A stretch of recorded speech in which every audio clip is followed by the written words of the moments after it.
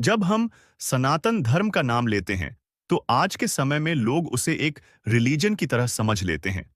लेकिन सच्चाई यह है कि सनातन धर्म पैदा नहीं हुआ, वह प्रकट हुआ। और यह फर्क समझना बहुत जरूरी है। दुनिया के ज्यादातर धर्मों की एक शुरुआत है, किसी एक समय, किसी एक स्थान, किसी एक व्यक्ति से। लेकिन सनातन धर्म के लिए इतिहास की किताबें भी कोई पहला दिन नहीं बता पाती, क्योंकि जब इतिहास लिखना शुरू हुआ, सनातन तब भी मौजूद था।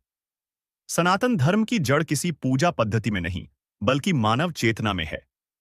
जब मनुष्य ने पहली बार आकाश की ओर देखा और पूछा, मैं कौन हूं? यह संसार क्या है? दुख क्यों होता है? मृत्यु के बाद क्या है?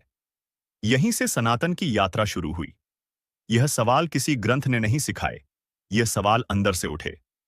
सनातन परंपरा में आर्षि वो नहीं थे जो मान लो कहते थे, वे वो थे जो खोजो कहते थे।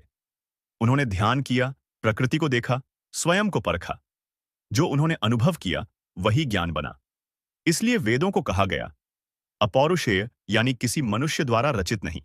वेद कोई नियम पुस्तक नहीं है, वे सवालों और उत्तरों की यात्रा हैं।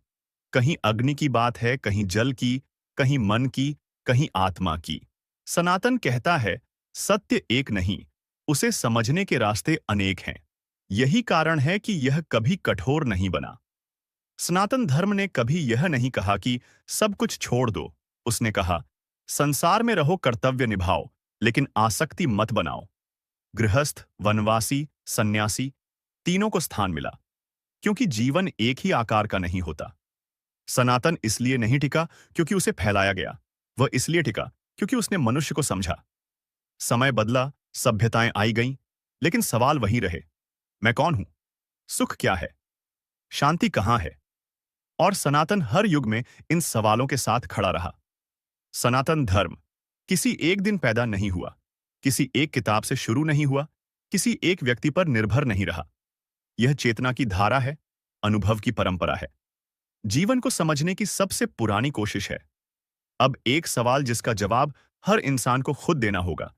अगर सनातन धर्म जीने का तरीका सिखाता है, सोचने की आजादी देता है और सत्य खोजने को प्रेरित करता है, तो क्या इसे सिर्फ रिलीजियन कहना सही है, या यह जीवन को समझने की सबसे गहरी यात्रा है?